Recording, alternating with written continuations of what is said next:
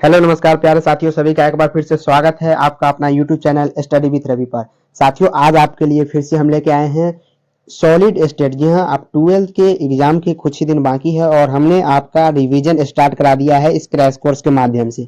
तो आज आपके सामने है पहला चैप्टर, जी हाँ, ठोस अवस्था यानी ऑब्जेक्टिव का पहला चैप्टर है और इसमें से हम धुआंधार क्वेश्चंस करेंगे। जितने भी क्वेश्चंस निकल सकता है साथियों, इस चैप्टर से आज हम आपके सामने निकाल के रखेंगे। तो साथियों, इस चैनल पे आप लोग अगर नए हैं तो चैनल को सब्सक्राइब कीजिए, बेल आइकन को प्रेस कर लीजिए। साथ ही साथ अपने दोस्तों को पास और जितने भी ग्रुप है सभी में शेयर करना बिल्कुल भी नहीं भूलेंगे। तो फटाफट से एक बार आप लोग शेयर कर देंगे ताकि आज की क्लास को स्टार्ट किया जाएगा। और पहला सवाल आपकी स्क्रीन के सामने दिख भी रहा होगा, तो फटाफट से आप लोग शेयर कर दीजिए, क्योंकि ठोस अवस्था से हमेशा आपके 12th एग्जाम बिहार बोर्ड में साथियों हमेशा दो क्वेश्चंस आपसे पूछा जाता है। याद रखिए, दो क्वेश्चंस निश्चित रूप से पूछ ही दिया जाता है। चलिए स्टार्ट करते हैं। पहला सवाल आपकी स्क्रीन के सामने है। जो लोग नहीं जुड़े हैं जुड़ जाइए, फटाफट से आप लोग शेयर कर दीजिए ताकि सभी स्टूडेंट जुड़ पाए और क्लास को स्टार्ट करेंगे। पहला सवाल आपकी स्क्रीन के सामने यहाँ पे दिख गया होगा। पहला सवाल क्या है आपकी स्क्रीन के सामने साथियों, कि एक आयनिक यौगिक में ए आयन इकाई सेल के घन के कोनों पर है, बी आयन फलकों के केंद्र पर है। इस यौगिक का सरलतम सूत्र क्या होगा? तो बताइए इसका सरलतम सूत्र क्या होगा। मान लीजिए एक आयन यौगिक के, मान लीजिए एक आयन है और ए आयन जो है इकाई सेल के घन के कोनों पर है, मान लीजिए इस कोण पे है। बी आयन फलक के केंद्र पे है, मान लीजिए इसका फलक है और ये केंद्र पे है, ये फलक और इसका केंद्र पे है। तो इस यौगिक का सरलतम सूत्र क्या होगा? तो ये AB3 हो जाता है। क्या होता है? AB3 हो जाता है। यहाँ पे ऑप्शन नंबर सी जो हो जाएगा ये राइट हो जाएगा। याद रखिए, ऑप्शन नंबर सी राइट हो जाएगा। और ऐसे सवाल आपके एग्जाम में, जी हाँ दोस्तों, आपके एग्जाम में ऐसे सवाल लगभग 4 से 5 बार ये सवाल आपसे पूछा गया है। तो निश्चित रूप से आप लोग इसे ध्यान रखेंगे, ये सवाल आपके एग्जाम में आते रहते हैं। तो पहला सवाल क्लियर है तो आप लोग कमेंट बॉक्स में बताएंगे यस क्लियर है, तो हम लोग आगे बढ़ेंगे। चलिए आगे चलते हैं, दूसरा नंबर सवाल की ओर चलते हैं। दूसरा नंबर सवाल है साथियों यहाँ पे आपके लिए, निम्नलिखित में से कौन प्रति चुंबकीय है? जी हाँ, निम्नलिखित में से कौन प्रति चुंबकीय बताइए। क्रोमियम, वेडिनियम, स्केडियम या टाइटेनियम? तो प्रति चुंबकीय की यहाँ पे बात की है। फटाफट करेंगे, फास्ट रिवीजन करेंगे ताकि आपका समय बिल्कुल भी ज्यादा न लगे और ज्यादा से ज्यादा आप लोग क्वेश्चंस कर पाए। क्योंकि साथियों अब आपके सामने बहुत ही कम टाइम है और आपको अब सिर्फ रिवीजन करने का टाइम आ गया है। तो आप लोग स्टडी विथ रवि से फटाफट से जुड़ जाइएगा और इसका आंसर हमेशा बताइए आप लोग कमेंट बॉक्स में, ताकि हमें पता चले कि आप लोग सही से आंसर बता रहे हैं। तो कौन प्रति चुंबकीय है? स्केडियम साथियों। ऑप्शन नंबर सी यहाँ पे राइट है। ऑप्शन नंबर सी क्या है यहाँ पे? राइट है। यहाँ पे ध्यान रखिए Sc3 प्लस में है, ये याद रखिए। प्लस में अगर नहीं, अगर माइनस में दे देगा यहाँ पे गलती हो जाएगा। तो थोड़ी थोड़ी बातों पे यहाँ आपको ध्यान देने वाली बात है।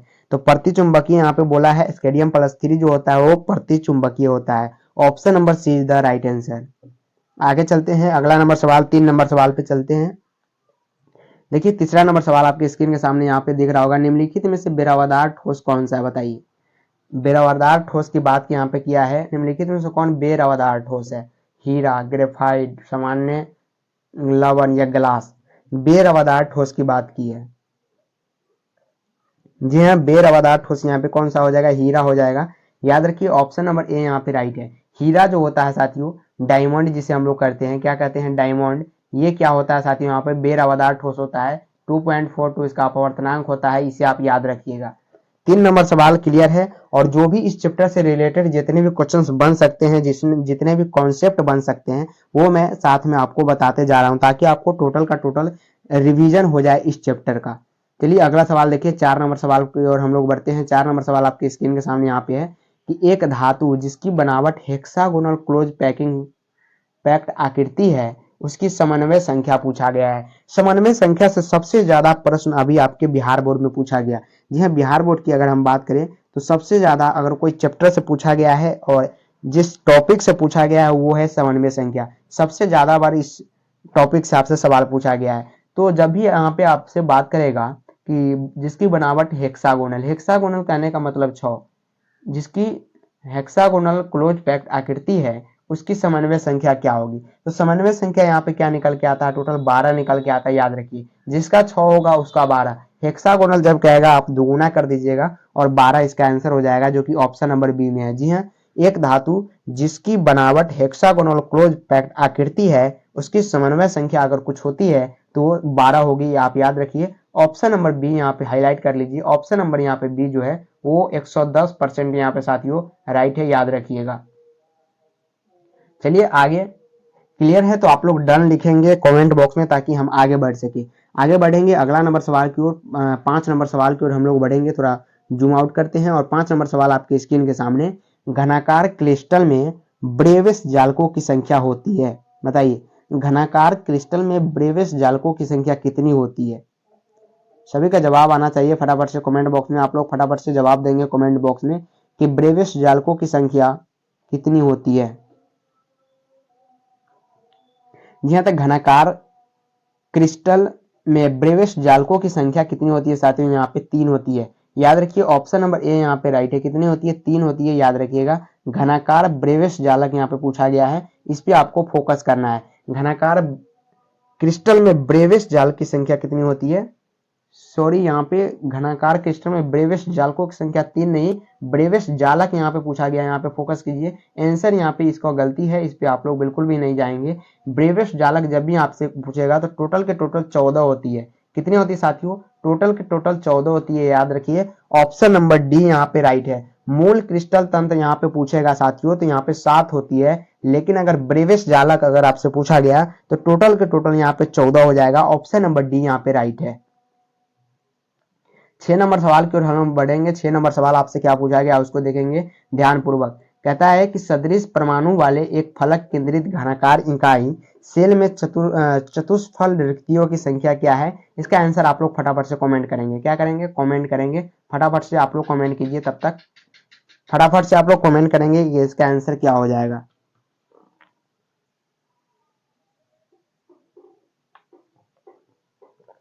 यह सदस्य परमाणु वाले एक फलक केंद्रीय घनाकार इकाई सेल में चतुष्फल रिक्तियों की संख्या जो होती है वो 8 होती है। याद रखिए कितनी होती है साथियों, यहाँ पे 8 होती है। 2 ऑप्शन यहाँ पे रिपीट किया गया है, गलत है। तो ऑप्शन नंबर ए जो है इसका राइट हो जाएगा। Option number A is the right answer है। याद रखिए सदस्य परमाणु वाले एक फलक केंद्रीय घनाकार इकाई सेल में टोटल चतुष्फल रिक्तियों की संख्या कितनी होती है, यहाँ पे 8 होती है। याद रखिए ऑप्शन नंबर साथियों छठा का अगर कुछ होता है तो ऑप्शन नंबर क्या हो जाएगा, ऑप्शन नंबर ए हो जाएगा। इसे आप याद रखिएगा, ऑप्शन नंबर ए यहाँ पे। चलिए अब आगे बढ़ते हैं। 6 नंबर सवाल अगर क्लियर है तो आगे बढ़ेंगे हम लोग 7वां नंबर सवाल की ओर। 7 नंबर सवाल आपकी स्क्रीन के सामने यहाँ पे आता हुआ 7 नंबर सवाल है साथियों कि निम्नलिखित में से कौन सा गुण क्रिस्टलीय ठोस पदार्थ का नहीं है। जी हाँ, क्रिस्टलीय ठोस पदार्थ का इनमें से कौन सा गुण है जो नहीं है। विभिन्न दिशाओं में समान गुण, सुस्पष्ट द्रव्यमानांक, या निश्चित ज्यामितीय आकृति, या उच्च आंतराणविक बल। तो कौन सा गुण क्रिस्टलीय ठोस पदार्थ का नहीं है, ये आपसे पूछा गया है साथियों। क्रिस्टलीय ठोस पदार्थ का कौन सा गुण नहीं है, विभिन्न दिशाओं में समान गुण, ये बिल्कुल भी नहीं है। किसका, क्रिस्टलीय ठोस पदार्थ का ये बिल्कुल भी नहीं है। अलग अलग गुण होता है अलग अलग दिशाओं में, इसे आप याद रखिए। क्लियर है, ऑप्शन नंबर ए यहाँ पे राइट है। चाहे तो आप इसका स्क्रीनशॉट ले सकते हैं या पीडीएफ लेने के लिए आप लोग स्टडी विथ रवि, जी हाँ दोस्तों यहाँ पे जो आपको स्पेलिंग दिख रहा है स्टडी विथ रवि, इस तरह से अगर आप सर्च मारेंगे टेलीग्राम चैनल पे तो आपको आ जाएगा ग्रुप, और उसमें आप लोग ज्वाइन हो जाइए, या डिस्क्रिप्शन में लिंक दिया गया है, डायरेक्ट आप जा सकते हैं और ग्रुप में ज्वाइन हो सकते हैं। जितने भी टॉपर्स नोट्स है साथियों सभी आपको वहाँ पे प्रोवाइड करा दिया गया है। तो आप लोग निश्चित रूप से टेलीग्राम चैनल से जरूर जुड़ ही जाए ताकि आपको एग्जाम के दिशा में बढ़ने के लिए आगे आपको बहुत ही महत्वपूर्ण योगदान उससे मिलने वाला है, क्योंकि जितने भी क्वेश्चन है साथियों वहीं पे आपको प्रोवाइड किया जाएगा, इधर उधर क्वेश्चन आपको नहीं दिया जाएगा। ये रहा एनसीईआरटी का डाटा, और एनसीईआरटी के डाटा से ये सवाल आपसे पूछा गया। बताइए कि उस आयनिक यौगिक की चतुष्फलकीय आकृति होती है जिसमें r प्लस माइनस का मान निम्नलिखित किसके बराबर होता है। तो यहाँ पे r प्लस माइनस जो है सिंपल सी सवाल है, और ये शुरुआती पूछा गया है। ऑप्शन नंबर डी यहाँ पे जो है राइट है। 225 से कितना होता है, 0.414 से शुरुआत होता है। एनसीईआरटी के टेबल में ये दिया गया है। तो ये जो टेबल दिया गया है साथियों यहाँ पे जो आपको टोटल के टोटल ये टेबल यहाँ पे दिख रहा है, ये किस हेक्सागोनल पैकिंग के लिए है, इसे आप जरूर याद रखें। ऐसे एक सवाल आपसे ये पूछा जाता है तो आप लोग इस पर जरूर याद रखें डाटा को, ताकि निश्चित रूप से एक प्रश्न आपको बन सकता है। चलिए आगे बढ़ते हैं। अगला सवाल का जवाब आप लोग बताएंगे। फलक केंद्रीय इकाई सेल में चतुष्फलकीय रिक्तियों की कुल संख्या होती है। जी हाँ दोस्तों, फलक केंद्रीय इकाई सेल में चतुष्फलकीय रिक्तियों की कुल संख्या कितनी होती है ये आपको बताना है। ध्यान देना है, यहाँ पे आपसे फलक केंद्रित पूछा गया है और इकाई सेल में चतुष्फलकीय पूछा गया है कि रिक्तियों की संख्या कितनी होती है। तो साथियों जब भी हमने आपको बताया वहां पे हेक्सागोनल था तो टोटल कितना हो गया था, 12 हो गया था। और यहाँ पे अब क्या है, यहाँ पे है साथियों चतुष्फलकीय, तो चतुष्फलकीय के क्या हो जाएगा, यहाँ पे 8 हो जाएगा, इसे आप याद रखिए। ऑप्शन नंबर बी यहाँ पे राइट है। क्या है, ऑप्शन नंबर बी राइट है। इसे आप हाईलाइट करके इसका आंसर लिख सकते हैं अलग से कॉपी में। ऑप्शन नंबर बी साथियों यहाँ पे क्या हो जाएगा, राइट हो जाएगा। फलक केंद्रीय इकाई सेल में पूछा गया है, इसलिए इसका चतुष्फलकीय रिक्तियों की कुल संख्या कितनी हो जाएगी, तो टोटल के टोटल कितनी हो जाएगी, 8 हो जाएगी। इसे आप याद रखिए। ऑप्शन नंबर बी जो है साथियों यहाँ पे आपको राइट हो जाएगा। Option number B 110% right option है।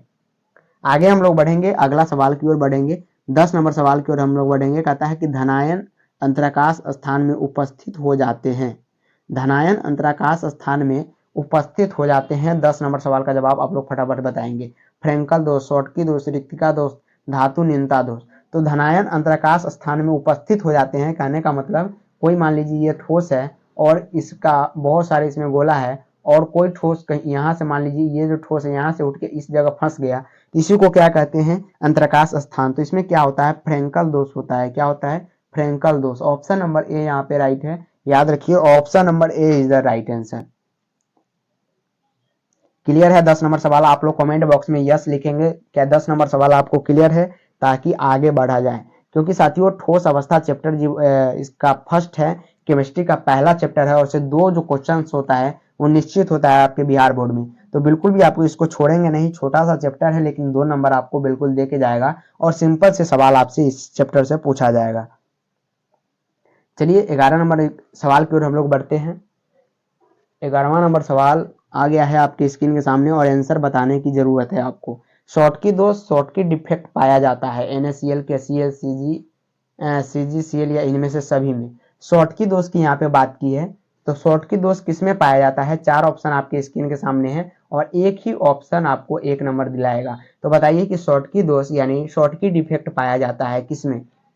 तो साथियों यहाँ पे शॉर्टकी डिफेक्ट की बात की है। मैं आपको बता दूं यहाँ पे साथियों शॉर्टकी डिफेक्ट जो होता है वो इनमें से सभी में पाया जाता है। NaCl, KCl, CgCl, ये तीनों का तीनों में क्या होता है साथियों, यहाँ पे शॉर्टकी डिफेक्ट पाया जाता है। क्या पाया जाता है? Schottky defect. इसे आप याद रखेंगे।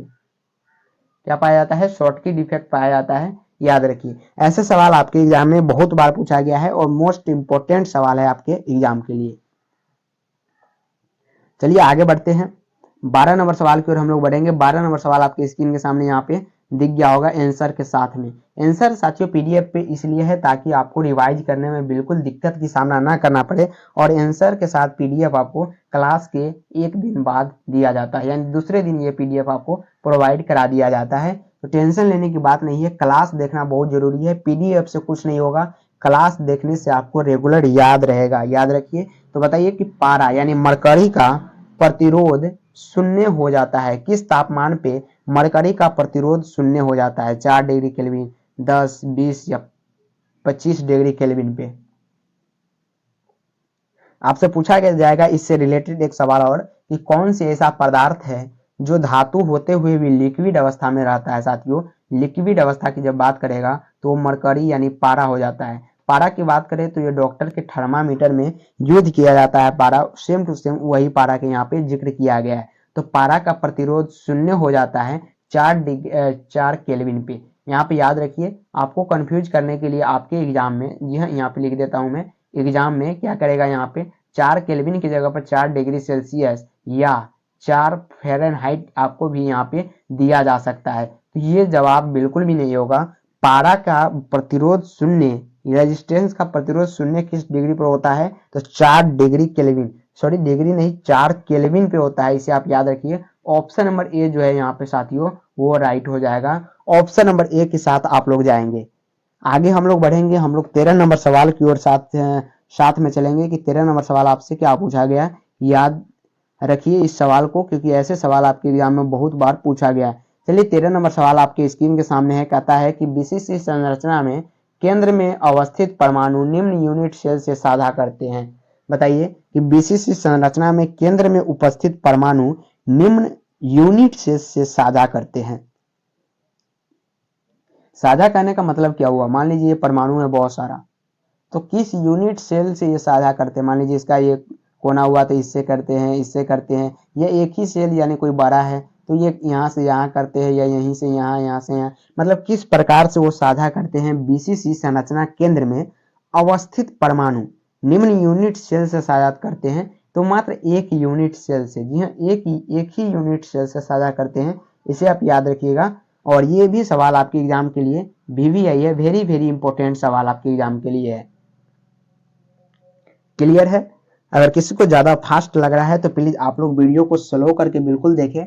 आपको पूरा फैकल्टी और जितने भी आपको फैसिलिटी यूट्यूब पे है सभी उपलब्ध है, और जिसको थोड़ा फास्ट लग रहा है वो धीरे करके देखे, और जिसको ज्यादा साथियों स्लो लग रहा है वो फास्ट करके देख ले। क्लियर है? 13 नंबर सवाल हम बढ़ेंगे 14 नंबर सवाल की ओर। 14 नंबर सवाल आपके स्क्रीन के सामने यहाँ पे है। सोलर सेल में उपयोग किए जाने वाला पदार्थ में होता है, बताइए। सोलर सेल में उपयोग किए जाने वाले पदार्थ में होता है सीजियम, सिलिकॉन, एंटीमनी या टीलियम, बताइए। 4 ऑप्शन आपके स्क्रीन के सामने है। तो साथियों यहाँ पे सोलर सेल में जो उपयोग किए जाने वाला पदार्थ होता है वो सिलिकॉन होता है, याद रखिए। ऑप्शन नंबर बी यहाँ पे राइट है। सिलिकॉन का पदार्थ, सिलिकॉन जो है वो सोलर सेल, जिसे आप सोलर कहते हैं, और बैटरी जिससे चार्ज होती है उसमें क्या होता है? सिलिकॉन होती है, जो इस प्रकार धागे रूपी संरचना में बनी होती है, याद रखिए। यही विद्युत को उत्पन्न करता है। तो सोलर सेल में उपयोग किए जाने वाला पदार्थ जो है यहाँ पे क्या है? ऑप्शन नंबर बी में है, सिलिकॉन है। ऑप्शन नंबर बी यहाँ पे राइट है, silicon is the right answer. Option number B यहाँ पे सही है, याद रखिए। और ये मोस्ट VVI सवाल है। क्या है? मोस्ट VVI सवाल है आपके एग्जाम के लिए, और जितना स्टार मार्क चाहे आप इस पे लगा सकते हैं, क्योंकि ये सवाल आपके एग्जाम में बहुत बार साथियों पूछा गया है। क्लियर है? 1 मिनट, कुछ दिक्कत आ रही है? 1 मिनट साथियों, चलिए सही है। तो यहाँ पे ऑप्शन नंबर बी जो है, ऑप्शन नंबर बी यहाँ पे राइट है। आप लोगों को आवाज जा रही है बिल्कुल? चलिए अगला सवाल पर हम लोग चलेंगे, 15 नंबर सवाल की ओर बढ़ेंगे। कैल्शियम फ्लोराइड CaF2 की संरचना में धनायन तथा ऋणायन का कोऑर्डिनेशन संख्या क्रमशः होता है, तो ये कितना होता है साथियों? 8:4 होता है। कितना होता है? 8:4 होता है। ऑप्शन नंबर बी यहाँ पे राइट है। अगला सवाल देखेंगे, कहता है कि सहसंयोजक ठोस है। सहसंयोजक ठोस कैसा होता है साथियों? तो कोवेलेंट जो होता है यहाँ पे, कोवेलेंट ठोस जो होता है वो क्वार्ज होता है, याद रखिए। क्वार्ज जैसे शीशा आप लोग बोलते हैं, क्वार्ज जो होता है सहसंयोजक कोवेलेंट ठोस होता है, आप लोग इसे याद रखिए। ऑप्शन नंबर साथियों यहाँ पे सी जो होगा वो राइट होगा। क्या हो जाएगा? ऑप्शन नंबर सी यहाँ पे राइट हो जाएगा। चलिए 17 नंबर सवाल है, आयोडीन है। आयोडीन क्या है ये बताइए। ये भी सवाल बहुत ही ज्यादा इंपॉर्टेंट है। आयोडीन क्या है? आयनिक ठोस, परमाणविक ठोस, आणविक ठोस, सहसंयोजक ठोस। तो साथियों आयोडीन जो है, जिसे नमक बोलते हैं, ये एक प्रकार का आणविक ठोस है। ऑप्शन नंबर सी यहाँ पे राइट है। एक प्रकार का क्या है? आणविक ठोस है। ऑप्शन नंबर सी यहाँ पे राइट हो जाएगा। जी हाँ, ऑप्शन नंबर यहाँ पे क्या हो जाएगा? सी राइट हो जाएगा। क्या हो जाएगा साथियों? यहाँ पे ऑप्शन नंबर सी राइट हो जाएगा। चलिए 18 नंबर सवाल की ओर हम लोग बढ़ेंगे। 18 नंबर सवाल बहुत ही मजेदार सवाल है। कहता है कि किस यूनिट सेल के लिए अल्फा बराबर बीटा बराबर 90 डिग्री तो है, लेकिन अल्फा बराबर बीटा है, लेकिन बीटा बराबर सीटा यानी गामा, ये अल्फा बराबर, सॉरी यहाँ पे अल्फा बीटा है, लेकिन यहाँ पे दिया गया ए बराबर B is not equal to C, यानी ऑप्शन नंबर यहाँ पे कौन हो जाएगा? वो राइट होगा। तो किस यूनिट सेल के लिए साथियों यहाँ पे दिया गया है? तो ऑप्शन नंबर डी जो है यहाँ पे टेट्रागोनल के लिए दिया गया है। इसे आप याद रखिए। ये भी डाटा आपसे एनसीईआरटी से उठाया गया है, याद रखिए। और आपसे एग्जाम में भी एनसीईआरटी से ही सवाल आपसे बनेंगे, टोटल के टोटल सवाल। क्लियर है? वॉइस जा रही है अच्छी तरह से? तो आप लोग कमेंट करके बताएंगे कि सर वॉइस आ रही है, ताकि हमें पता चले कि माइक सही से काम कर रहा है। तो बताइए 19 नंबर सवाल की ओर आप लोग बढ़ चुके हैं। 19 नंबर सवाल आपकी स्क्रीन के सामने यहाँ पे आ गया है। ट्राइक्लिनिक क्रिस्टल का अक्षीय कोण होता है। तो यहाँ पे ट्राइक्लिनिक यानी 3 डिग्री पूछा गया है साथियों। ट्राइक्लिनिक तो alpha not equal to beta not equal to gamma होता है, इक्वल टू 90 डिग्री के बराबर कोई भी इनमें से कोण नहीं होता है। तो ट्राइक्लिनिक का ऑप्शन नंबर सी जो है यहाँ पे राइट हो जाएगा। अगला 20 नंबर सवाल आपके स्क्रीन के सामने यहाँ पे दिख गया होगा। 20 नंबर सवाल है कि ठोस LCl में एल्युमिनियम की कोऑर्डिनेशन नंबर होती है, बताइए। एल्युमिनियम की कोऑर्डिनेशन संख्या आपसे पूछा गया है। Option number C, option number C यहाँ पे राइट हो जाएगा 6। कितनी होती है एल्युमिनियम की कोऑर्डिनेशन संख्या 6। एल्युमिनियम की परमाणु संख्या कितनी होती है साथियों, एल्युमिनियम की 13 होती है। मैग्नीशियम की कितनी होती है आप लोग बताएंगे, मैग्नीशियम की 12 होती है। याद रखिए आप लोग एकदम, एल्युमिनियम की परमाणु भार अगर पूछेगा तो कितनी होती है साथियों, 27 होती है, याद रखिए आप लोग। क्लियर है।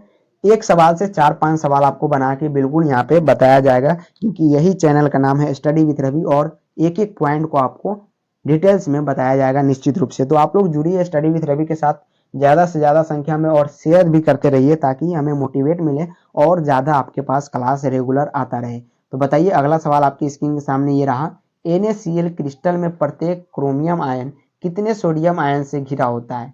NaCl यहाँ पे NaCl क्रिस्टल है मान लीजिए, तो प्रत्येक क्रोमियम आयन इसमें जो है कितने सोडियम आयन से घिरा होता है, ये सवाल आपसे यहाँ पे पूछा गया है। तो साथियों आप लोग इसका आंसर बताएंगे तो टोटल के टोटल यहाँ पे कितना होता है, 6 होता है। ऑप्शन नंबर बी यहाँ पे राइट है, 6 आयन से होता है। कितने, 6 आयन। ऑप्शन नंबर यहाँ पे बी जो है वो राइट है।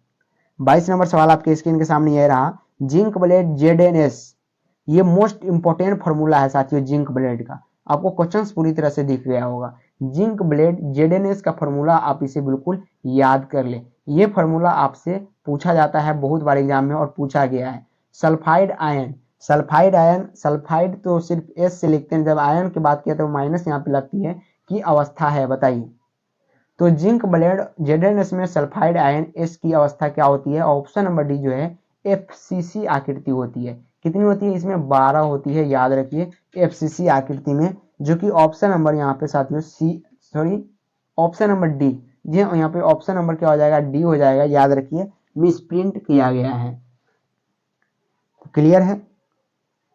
चलिए आगे सवाल को देखते हैं, अगला सवाल आपसे क्या पूछा गया।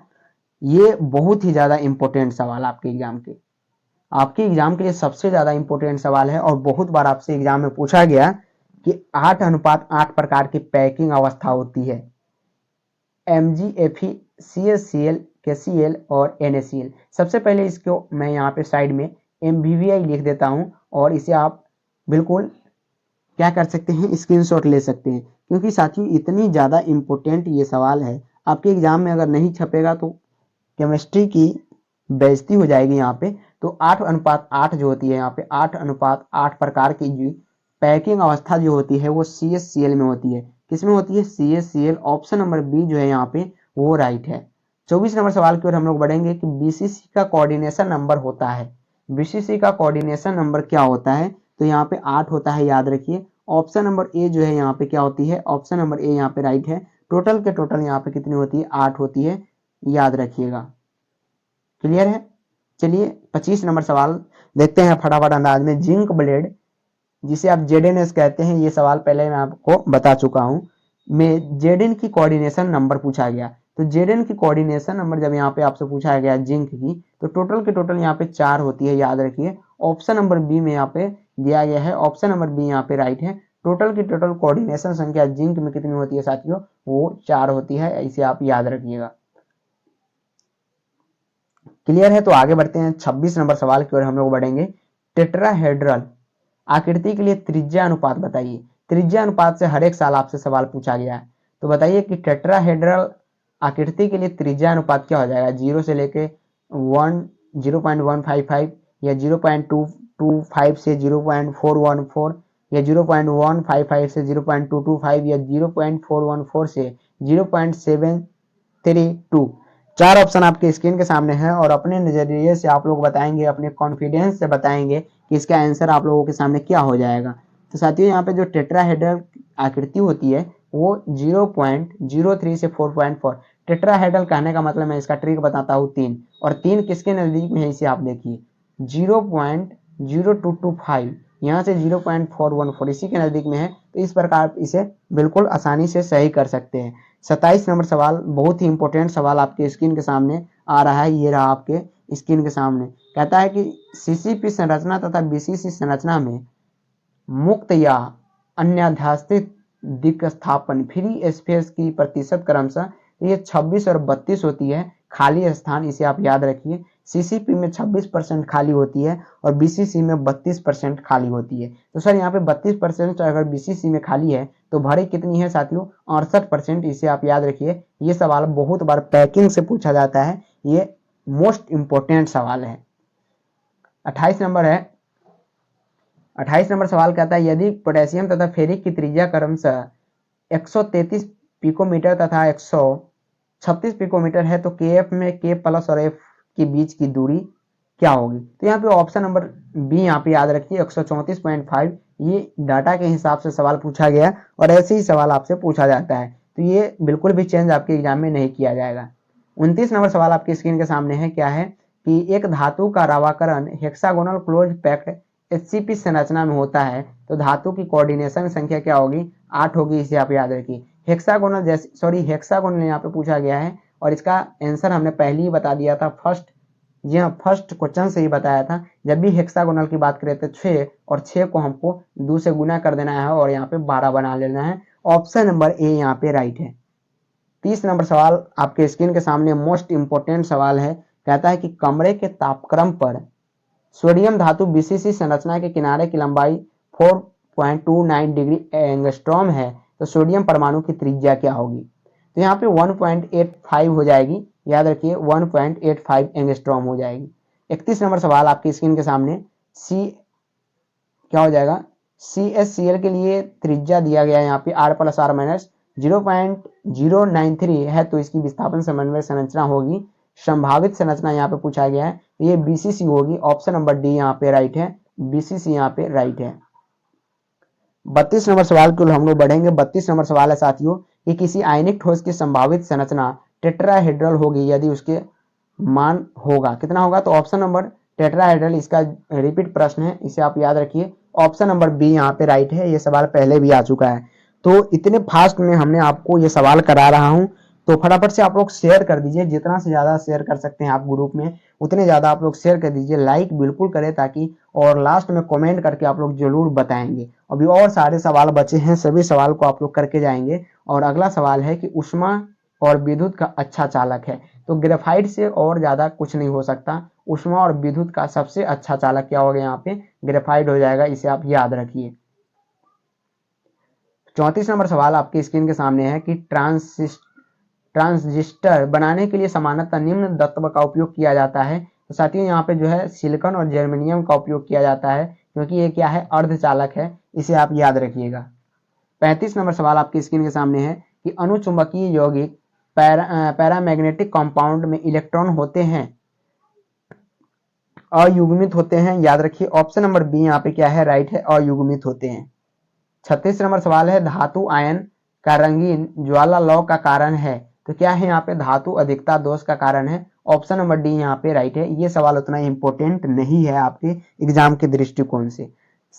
ये इंपॉर्टेंट है 37 नंबर, ग्रेफाइट है। ग्रेफाइट क्या है? एक प्रकार का सहसंयोजक ठोस है। ऑप्शन नंबर बी राइट है और VVI सवाल है आपके एग्जाम के लिए, याद कर लीजिए इसे बिल्कुल। ग्रेफाइट एक प्रकार का सहसंयोजक ठोस है। 38 नंबर सवाल की ओर हम लोग बढ़ेंगे और आपसे क्या पूछा गया है उसको देखेंगे। 38 नंबर सवाल है साथी यहाँ पे क्या है कि किसी यूनिट सेल में परमाणु की संख्या सबसे अधिक होती है। FCC में जैसा कि हमने आपको बताया टोटल 12 परमाणु होते हैं, तो यहाँ पे ऑप्शन नंबर सी राइट हो जाएगा। क्या हो जाएगा? ऑप्शन नंबर सी यहाँ पे राइट हो जाएगा। 39 नंबर सवाल की ओर हम लोग बढ़ेंगे, आपसे क्या पूछा गया उस पर हम लोग नजर डालेंगे। 39 नंबर सवाल है कि फ्रेंकल और शॉटकी दोनों ठोस होते हैं, यानी शॉटकी और फ्रेंकल किस में होते हैं, और इसे हम चाहे तो एम के जगह पर डबल एम लगाएंगे। मोस्ट VVI सवाल है आपके एग्जाम के लिए। तो फ्रेंकल तथा शॉटकी डोज AgBr में पाया जाता है, किसमें? AgBr में, ये आप याद रखिए। और ये सवाल आपसे बहुत बार आपके एग्जाम में पूछा गया। PYQ जब आप उठा के देखेंगे, यानी प्रीवियस ईयर क्वेश्चन जब देखेंगे तो बहुत बार ये सवाल आपको टकराएगा। 40 नंबर सवाल आपकी स्क्रीन के सामने है। शुद्ध सिलिकॉन को फास्फोरस से डोप करने से क्या होता है? N प्रकार का अर्धचालक बनता है, याद रखिए। ऑप्शन नंबर सी यहाँ पे राइट हो जाएगा। शुद्ध सिलिकॉन को जब फास्फोरस से डोप करेंगे तो N प्रकार का अर्धचालक बनता है। 41 नंबर, निम्नलिखित एनिसोट्रॉपी दर्शाता है, तो ये बेरियम क्लोराइड दर्शाता है, बेरियम क्लोराइड है। ऑप्शन नंबर बी यहाँ पे राइट है। 42 नंबर, वह पदार्थ जिसका ओके पर शून्य प्रतिरोध होता है, ओके यानी स्विच पर शून्य प्रतिरोध होता है तो वो अति सुचालक होता है, सुपर कंडक्टर होता है, याद रखिए। 43 नंबर, इनमें से कौन क्रिस्टलीय ठोस का गुण नहीं है? नहीं पूछा गया है कौन क्रिस्टलीय ठोस का गुण नहीं है, तो आइसोट्रॉपिक नहीं है। ऑप्शन नंबर यहाँ पे बी बिल्कुल राइट है। एवोगाद्रो संख्या n बराबर होता है, ये मोस्ट इंपोर्टेंट सवाल है आपके एग्जाम के लिए, वीवीआई सवाल है, एवोगाद्रो संख्या से लिया गया है। तो एवोगाद्रो संख्या n बराबर कितना होता है? 6.22 6.23 10 to 10 टू पावर 10 के पावर सीधा 23 होता है, याद रखिए, -23 बिल्कुल नहीं लगाइएगा। तो ऑप्शन नंबर बी जो है यहाँ पे साथियों राइट है। 45 नंबर सवाल है कि क्षारीय धातु हैलाइडों के रंगीन होने की सामान्य कारण क्या है? तो यहाँ पे क्या है, एक प्रकार का एफ केंद्र के कारण रंगीन हो जाता है, याद रखिए। ऑप्शन नंबर बी यहाँ पे राइट है। 46 नंबर, अंतःकेंद्रीय घनीय एक कोष्ठिका में मुक्त द्विस्थान की प्रतिशत क्या होगी? तो यहाँ पे ऑप्शन नंबर डी जो है 32% होगी, यानी 68% इसमें क्या हो जाएगा, भरा हुआ रहेगा, याद रखिए। 47 नंबर सवाल क्या है कि N2O में सोडियम की ऑर्डिनेशन संख्या यानी कोऑर्डिनेशन संख्या क्या होगी? तो ऑप्शन यहाँ पे सी जो है वो राइट है। टोटल की टोटल कितना होती है? 8 होती है। 48 नंबर, निम्नलिखित में से कौन ऑक्साइड धातु की तरह विद्युतीय गुण प्रदर्शित करता है? तो आंसर आपको बिल्कुल दिख गया होगा, ऑप्शन नंबर सी SO2S यानी सॉलिड। तो बिल्कुल देख रहे होइएगा कि आप लोगों का बिल्कुल भी टाइम इधर उधर नहीं हो रहा है और सिर्फ क्वेश्चन आंसर की बात कर रहे हैं, डायरेक्ट आंसर भी आपको दिखाया जा रहा है यहाँ पे। तो कौन द्रवदार ठोस है? Option number D quartz. Quartz SiO जिसे कहते हैं, ये क्वार्ज होता है, एक प्रकार का द्रवदार ठोस होता है। चलिए 50 नंबर, किसी फलक केंद्रीय घनीय जालक में एकक कोष्ठ के कितने फलकों द्वारा समान रूप से सहभाजित होते हैं? इसका जवाब आप लोग कमेंट बॉक्स में बताएंगे। क्या बताएंगे? कमेंट बॉक्स में। ये आपको कमेंट के लिए ही ये छोड़ा जा रहा है प्रश्न। 50 नंबर जवाब आप लोग ऐसे लिखेंगे और इसका आंसर यहाँ पे आप लोग बताएंगे। और आज की क्लास आपको कैसा लगा ये भी आप लोग जरूर कमेंट करके बताइएगा, ताकि हमें पता चले कि आप लोग क्लास रेगुलर कर रहे हैं और नेक्स्ट क्लास आपके लिए बहुत ही ज़्यादा धुआंधार लाया जाए। फिर से हम मिलेंगे नेक्स्ट क्लास में नेक्स्ट चैप्टर के साथ। ये आपके रिवीजन का दूसरा लेक्चर था, कैसा लगा आप लोग कमेंट करके जरूर बताइएगा। तब तक के लिए इतना ही, फिर से मिलेंगे नेक्स्ट क्लास में। जय हिंद, जय भारत, जय बिहार, जय बिहार।